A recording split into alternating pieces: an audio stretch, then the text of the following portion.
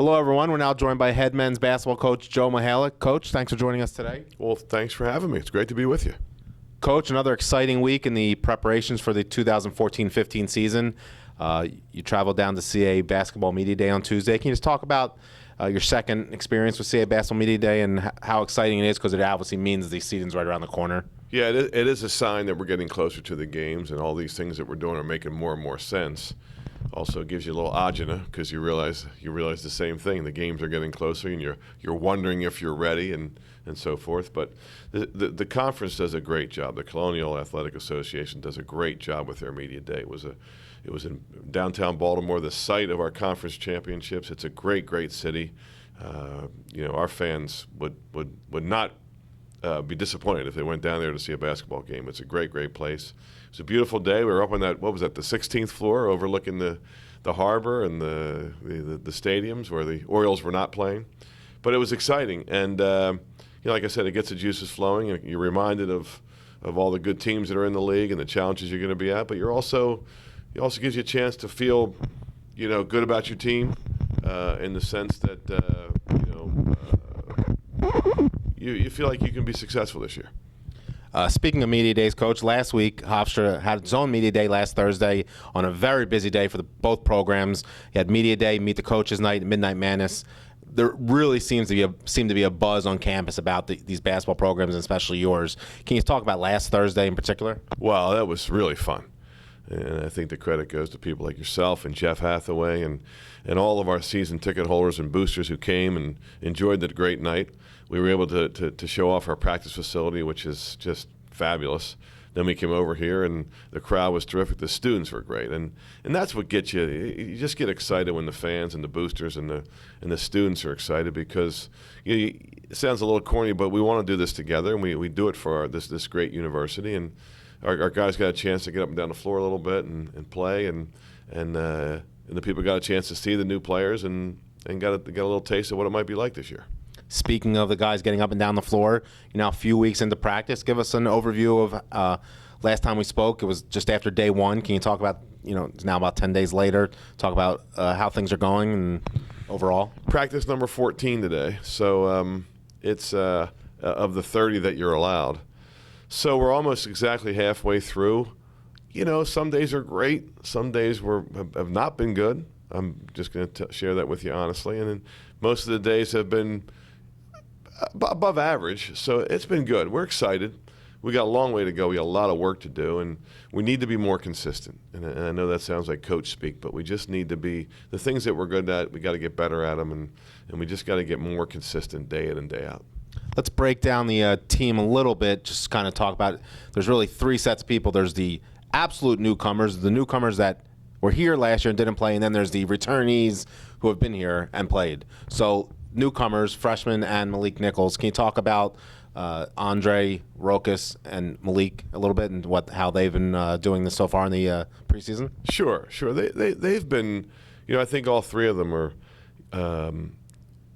beyond their years. Now, Malik Nichols, I shouldn't even use that phrase, because he went to a prep school and then he went to a junior college, so he's got a lot of basketball miles on his tires, and so he's picking up things pretty good. Rokas has been exceptional for a freshman. He's got a great basketball IQ, a great feel for the game. It's clear that he's been well coached at where he went to high school at Oak Hill and with his national team in Lithuania. So he's been very good. And then Andre Walker had a great high school coach as well, a guy named Bruce Kelly, who just does a terrific job. So they've all been coached. They've all been with winning programs, and that's also something we kind of look for when we recruit, is that these guys understand that how important winning it is and how much fun winning is, and that they can make their team win. So all three of those guys have kicked in right away with the culture that we're trying to establish here. Now on to the guys that were here last year, the four of them. Interesting dynamics. They're clearly some of them are the future or the present of the Pride, and there's a lot of excitement surrounding, obviously, like a Wanye Green. Can you talk about the four of them and individually how they're working this preseason, knowing full well when there's a game in here, they're actually going to play? Yeah, they've been, and I think it all starts with last year, how they approached last year. They did a great job last year. They worked real hard. I mean, the battle cry with them every day was, "This is your game day. This is your game day." And to their credit, almost every day they came out like it was a game day. And it made them better, made them sharper. They did a great job in the weight room. They changed their bodies, and they just became better basketball players. And it's a real credit to them. And so now that it is their time, and they don't have to, they are going to be playing for real. They're ready, and they won't skip a beat. At least we hope they won't. I don't think they will.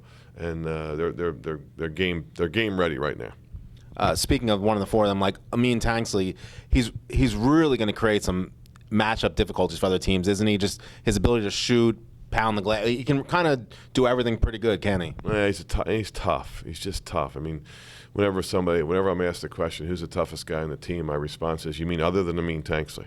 Because he's just a tough guy. And you're right. He can get you so many different ways. You got to pick your poison with him. You got to, either try to take away his perimeter game, or else you got to try to beat him up around the basket. And he's just that mismatch nightmare that the coaches really like. Eliel Gonzalez, Brian Bernardi, talk about them. Obviously, both guards, one a point guard, one clearly a shooting guard. Just talk about them so far. Well, Eliel's proven at times that he's as good a point guard as we have in the whole program. He makes plays. He gets to the basket. He finds that little crack. He uses ball screens well. We stay on him about his defense. He's got to do a little better job with that. But he's done such a good job, offensively that he's a natural. He's a natural. I really believe this, that point guards are born. They're not bred.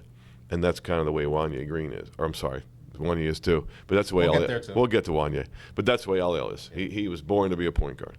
And then Brian is just, you talk about tough, he's right there behind Amin Tanksley. And not just somebody that can shoot the ball well, but he really can shoot the basketball and plays hard on every play and does a good job defensively. I mean, he had that year with Larry Brown under his belt, and what a great coach he is. He's a Hall of Famer. And so Brian has a great base for playing good, solid defense. Tons of excitement, obviously, about our next player. We're going to discuss Wanye Green, preseason All-CA first team, obviously other accolades.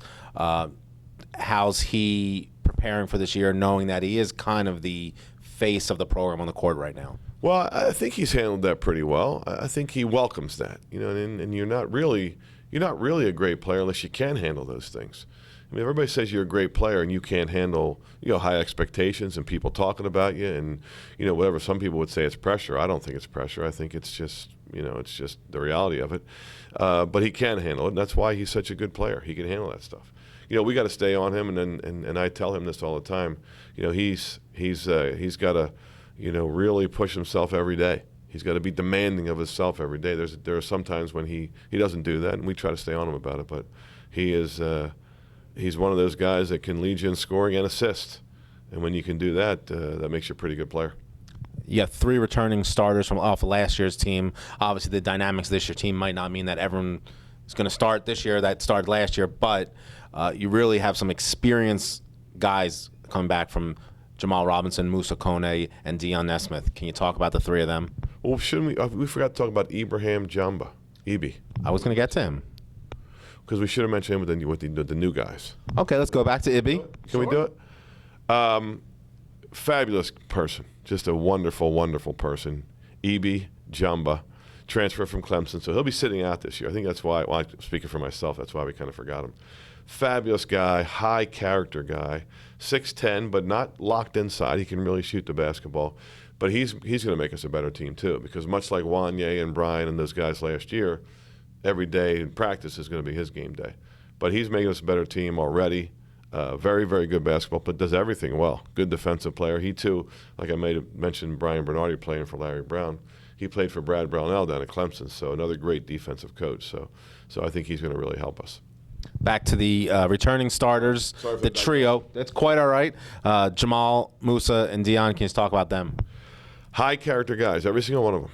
Every single one of them, just high character guys. I mean, I don't know where you start. I mean, Jamal Robinson, terrific guy. All 3 of these guys, just even better people off the court than on.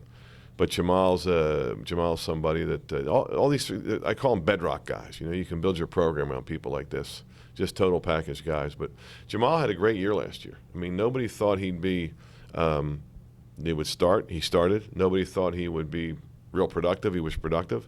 And nobody thought he'd be runner-up for Rookie of the Year, and he was.